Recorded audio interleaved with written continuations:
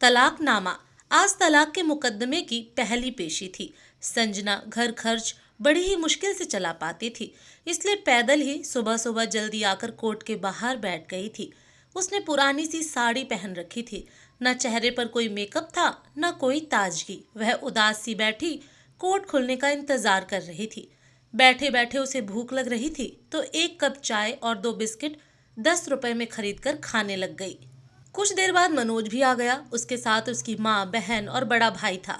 वह खुद की लग्जरी कार से आया था। जब उसकी नजर संजना पर पड़ी तो वह उसे अनदेखा करके आंखों पर काला चश्मा पहनकर आगे बढ़ गया। 2 साल से संजना और मनोज अलग रह रहे थे। संजना एक अनाथ लड़की थी। बचपन में ही उसके माता पिता एक रोड एक्सीडेंट में मारे गए। चाचा चाची ने उसे पाल पोस कर बड़ा किया था। मनोज और संजना एक ही कॉलेज में पढ़ाई करते थे। पढ़ाई करते वक्त मनोज को उससे प्यार हो गया था। वह उससे शादी करने के लिए उसके पीछे ही पड़ गया था। मनोज उसे बुके देकर अपने प्यार का इजहार कर दिया तो वह भी मना नहीं कर पाई। मनोज एक खाते पीते घर का लड़का था, इसलिए जब मनोज की शादी करने का प्रस्ताव उसके चाचा के घर पहुंचा तो वह प्रस्ताव ठुकरा न सके। संजना के चाचा ने उसका प्रस्ताव स्वीकार कर लिया था और चाची तो कैसे भी उसके हाथ पीले करके छुटकारा पाना चाहती थी, क्योंकि संजना उनकी बेटियों की खुशियों में एक रोड़ा बन के अटकी हुई थी। फिर संजना की मनोज से शादी हो गई थी। एक गरीब और अनाथ लड़की को पैसे वाला घर मिला था, प्यार करने वाला पति मिला था। ऐसे लग रहा था जैसे संजना के भाग्य खुल गए हों। मगर आगे की जिंदगी बहुत मुश्किल थी, क्योंकि उस घर में मनोज के अलावा संजना को कोई भी पसंद नहीं करता था। क्योंकि ये शादी मनोज की जिद के कारण हुई थी। मनोज ने घर छोड़ने की धमकी देकर घर वालों को मनाया था। मनोज का भाई, बहन, माँ और पिता सब चाहते थे कि मनोज संजना को छोड़ दे। शादी के 1 महीने ही बीते थे कि उसके ससुर का एक रोड एक्सीडेंट हो गया। जान तो बच गई थी, फिर भी सब कहने लगे कि संजना के पैर अशुभ हैं और उसे दिन रात गाली गलौज देने लगे। हालांकि संजना अपने ससुर का जी जान से ध्यान रखती थी, समय पर उनको खाना देती, दवा देती थी। फिर भी सास ललिता जी उसको ताना कसने से बाज न आती। उन्हें तो संजना को घर से निकालने का ही उनके सर पर जैसे भूत सवार था। फिर क्या था, षड्यंत्रों का दौर चला। मनोज कुछ समझ ही नहीं पाया। रोज संजना को बुरा और पागल साबित किया जाता था। एक दिन की बात है, संजना अपने ससुर को दवा दे रही थी कि उसकी सासू माँ ने दवा बदल कर दूसरी दवा दे दी थी और उसने भूल से वह दवा अपने ससुर जी को खाने को दे दिया, जिससे उनकी तबीयत और बिगड़ गई और सारा इल्जाम संजना पर डाल दिया। फिर क्या था, घर में तो तूफान ही मच गया, बवाल आ गया। लोग थू थू करने लगे कि संजना अपने ससुर को मारना चाहती है, इसीलिए उसने गलत दवा जानबूझकर दे दी।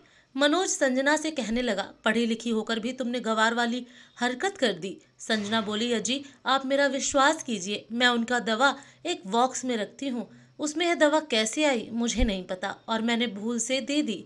इसमें मेरी कोई गलती नहीं है। यह सुनकर मनोज तो बहुत गुस्सा करने लगा, क्योंकि वह अपने पिता को बहुत प्यार करता था। इस चीज से दोनों अनजान थे कि घर वाले ही दोनों को अलग करने की साजिश कर रहे हैं और उनके ससुर भी इसमें शामिल थे। पैसे पानी की तरह भाए गए। तब जाकर उनके ससुर की तबीयत में थोड़ा सुधार आया।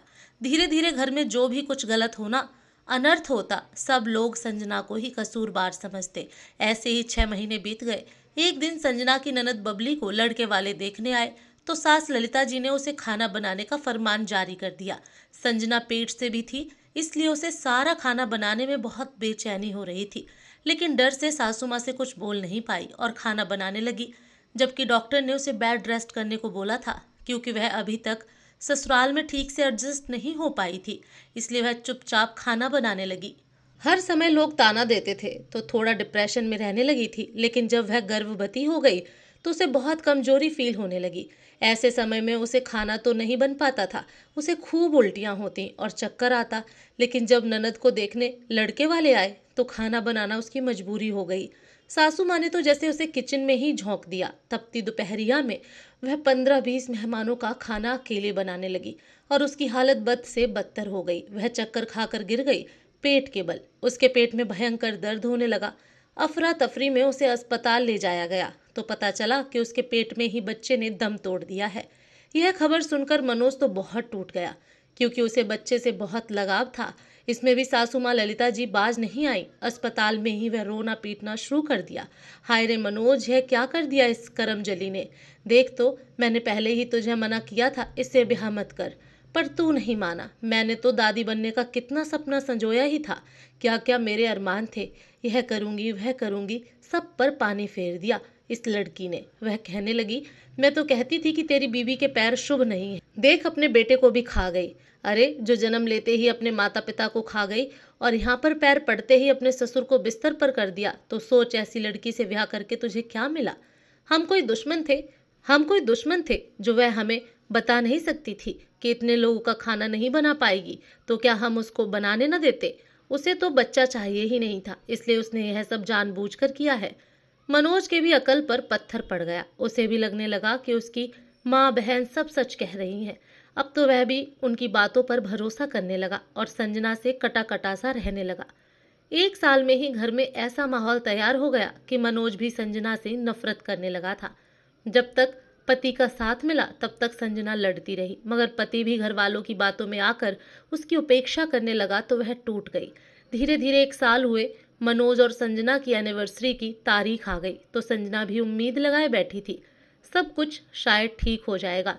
लेकिन जब मनोज उसे एनिवर्सरी वाले दिन बहुत अच्छा गिफ्ट दिया, यह सुनकर उसे बड़ा झटका सा लगा। मनोज विश करने के बजाय यह कहने लगा, तुझसे शादी करना तो मेरी जिंदगी की सबसे बड़ी भूल है, तू मेरे घर से इस जिंदगी से निकल जा। अब तो संजना भी उदास सी रहने लगी। 2 साड़ी लेकर वह अपना ससुराल छोड़कर मायके चली आई, पर मायका भी तो उसका अपना नहीं था, बेगाना ही था। ससुराल को छोड़कर चाचा के यहाँ पीहर आ गई, मगर उसकी किस्मत यहाँ भी दगा दे गई। कदम कदम पर उसका साथ देने वाला चाचा भी हार्ट अटैक का शिकार होकर भगवान को प्यारा हो गया। चाची तो पहले से ही उसे खाए खाए बैठी थी। चाची तो अपने पति की वजह से ही संजना को बर्दाश्त करती थी, लेकिन जब वह चले गए तो अब तो बस वह उसे फूटी आंख न सुहाती। और उसने भी चाचा के निधन के कुछ दिन बाद ही संजना को घर से निकाल दिया, यह कहकर कि जहाँ भी जाती है अशुभता ही फैलाती है। अब वह अनाथ ही नहीं, बेघर भी हो गई थी। जैसे तैसे करके उसे एक ब्यूटी पार्लर में काम मिल गया। वह 5,000 रुपया महीने में वहाँ काम करने लगी। 2,000 तो उसके मकान किराए में खर्च हो जाते थे।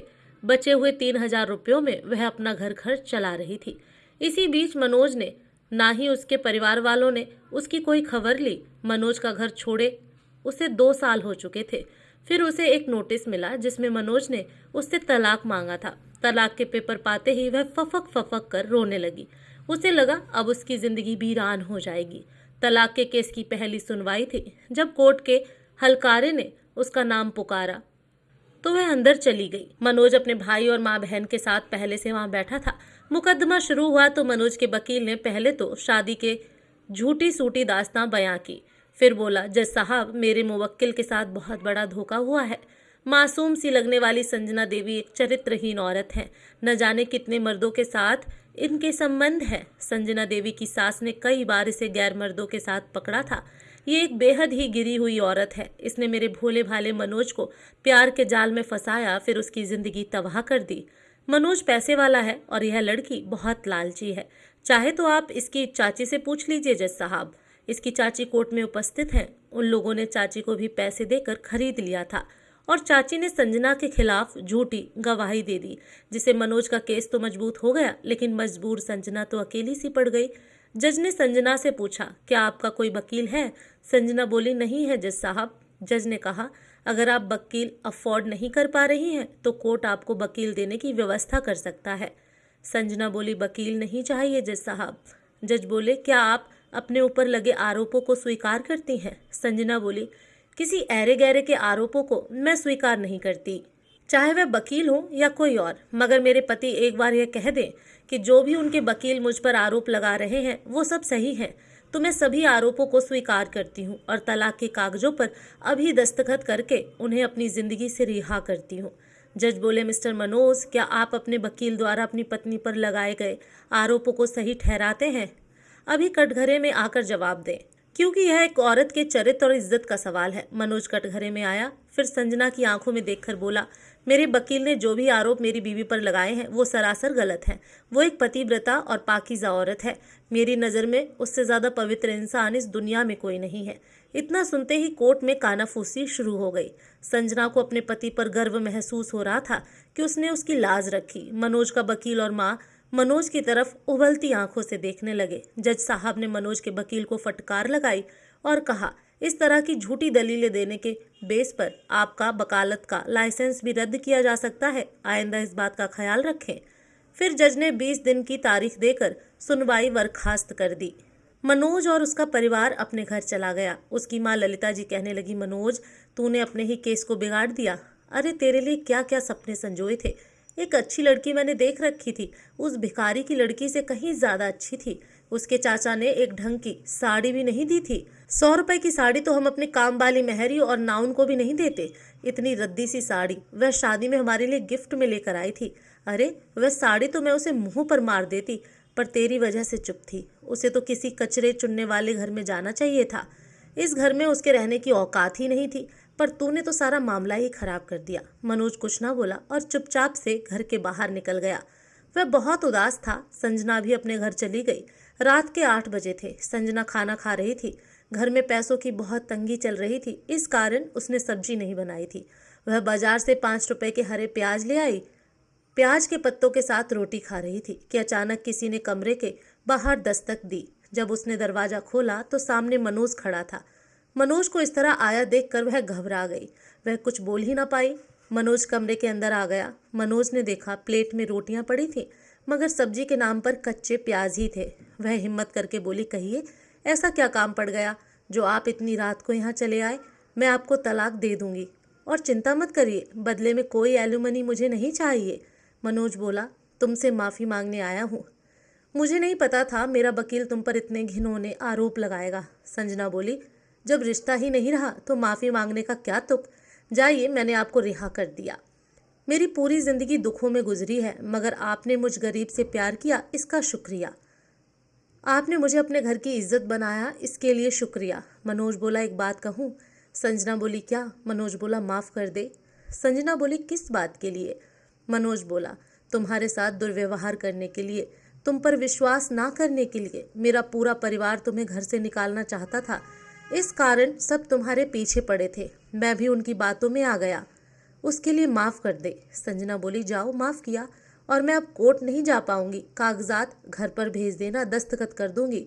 मनोज बोला, एक आखिरी इच्छा है, पूरी करोगी क्या। संजना बोली, क्या। वह बोला, आज आखिरी बार तुम्हारे साथ बैठकर खाना चाहता हूँ, खिलाओगी। संजना बोली, मेरी गरीबी का मजाक उड़ाने आए हो क्या। वैसे भी तलाकशुदा बहुएं वापस ससुराल नहीं आती, आपको तो पता होगा, फिर आप ऐसा क्यों बोल रहे हैं। मनोज बोला, अभी तलाक नहीं हुआ है तो 10 दिन बाद हो जाएगा। नहीं, आज कुछ पल तुम्हारे साथ जीना चाहता हूँ। तुम मेरा पहला और आखिरी प्यार हो। संजना बोली, चलो मेरे घर से बाहर निकलो। मनोज बोला, आखिरी इच्छा भी पूरी नहीं करोगी क्या। वह बोली, जो इंसान सही और गलत में अंतर नहीं कर पाता, मैं उसके साथ एक पल भी नहीं बिताना चाहती। मनोज बोला, एक और मौका दे दे, मैं अपनी गलतियों को सुधारना चाहता हूँ। मुझे तुम्हारे साथ पूरी जिंदगी बितानी है, माफ़ कर दे यार। संजना बोली, क्यों बार बार माफ़ी मांग रहे हो। मुझे आपसे कोई शिकायत नहीं है। बचपन से लेकर शादी तक मैंने कभी चाहा ही नहीं कोई मुझे प्यार करे, क्योंकि भगवान ने मेरी किस्मत ही ऐसी बनाई थी। फिर उसने रोटी और प्याज दिखाते हुए कहा, ये जो खाना देख रहे हो, ये मेरा प्रिय भोजन है। चाची मुझे यही खाना खाने को दिया करती थी। बर्तन मजवाती थी, अपनी छोटी बहनों का जूठा खाने को देती थी, बहनों का उतरा कपड़ा पहनाती थी, दिन भर काम करवाती थी। अब तो मुझे यह सब सहने की आदत हो गई है। जिसकी माँ नहीं होती उनके साथ ऐसा ही होता है। मनोज बाबू, आपके घर में 1 साल रही, आदत बिगड़ गई थी अच्छा खाना खा खा कर, मगर अब ठीक है। 2 साल से आपसे अलग रह रही हूँ, वापस जिंदगी उसी सफ़र पर लौट आई है। मैं अब नहीं चाहती उसमें कोई व्यवधान पड़े, इसीलिए चले जाओ। अब मैं आपके साथ नहीं चल पाऊंगी। आपकी दौलत, गाड़ी, बंगला सब आपको मुबारक। तलाक के बाद भी मुझे न तो गुजारा भत्ता चाहिए, न किसी और तरह की संपत्ति चाहिए। बेफिक्र होकर जाइए। वह बोला, इतनी कठोर मत बनो यार, मैं अब कहीं नहीं जाने वाला, यहीं रहूंगा। चाहो तो धक्के मारकर यहाँ से बाहर निकाल दो। फिर मनोज ने प्याज रोटी उठा ली और खाने लगा, मगर एक निवाला भी वह अंदर नहीं उतार सका। गले में अटक गया, हिचकी शुरू हो गई। संजना को हंसी आ गई। वह पानी का गिलास उसे देते हुए बोली, ये गरीबों का भोजन है मनोज बाबू, आप अमीरों की लार ग्रंथियों इसे स्वीकार नहीं करेंगी। लीजिए पानी पी लीजिए। उसे हंसते देखकर वह उसके चेहरे की तरफ देखने लगा। इसी प्यारी सी मुस्कान पर तो वह फिदा था। वह पानी पीते हुए भी उसी की तरफ देख रहा था। संजना उससे नजरें नहीं मिला सकी, इस कारण उसने नजरें झुका ली। मनोज ने उसका हाथ पकड़ लिया और बोला, ऐ संजना, एक मौका और दे दे यार, मैं तुम्हारे बिना नहीं रह पाऊंगा। संजना ने बिना हाथ छुड़ाए कहा, 2 साल हो गए, मेरे बिना ही तो रह रहे हो। वह बोला, रह कहाँ ना हूँ, दिन काट रहा हूँ। दिन रात तू ही याद आती है। घर में रहते वक्त नजरें दरवाजे पर टिका देता था, फिर सोचता था काश तू लौट आए। लौट चलना संजना, हम अब अलग रहेंगे, मुझे तेरे साथ जीना है। संजना बोली, मेरा हाथ छोड़ो। वह बोला, नहीं। संजना प्यार से बोली, एक बार छोड़ो तो। मनोज ने छोड़ दिया। फिर संजना उसके थोड़ा नजदीक आई, फिर झपट कर उसके सीने से लग गई और जोर जोर से रोने लगी। मनोज ने कसकर उसे सीने से लगा लिया और खुद भी उसके साथ आंसू बहाने लगा। माफ कर दे मुझे, मैं तेरा गुनहगार हूँ। तेरे जाने के बाद एक रात मेरी माँ और पिताजी, बहनें सब हंस रही थी कि अच्छा हुआ तू वह घर छोड़कर चली आई। तब मुझे एहसास हुआ कि मैंने कितनी बड़ी गलती कर दी। माँ कह रही थी कि उन्होंने ही वह दवा बदली थी और मैंने तुझ पर शक किया, मुझे माफ़ कर दे। संजना बोली, अब चुप भी हो जाइए, मैंने आपको माफ़ कर दिया, मुझे अपनी बाहों में खो जाने दीजिए। आज दोनों को एक दूसरे की बाहों में बड़ा सुकून मिल रहा था। एक दूसरे को गले लगाकर घंटे रोते रहे और सारे गिले शिकवे भूलकर अपनी नई जिंदगी हंसी खुशी बिताने लगे। मनोज अब अपनी माँ से दूर अलग जिंदगी बिताने लगा था। दोस्तों, आपको हमारी कहानी कैसी लगी? पसंद आई हो तो चैनल को लाइक शेयर सब्सक्राइब ज़रूर करें। कहानी सुनने के लिए आप सबका दिल से धन्यवाद।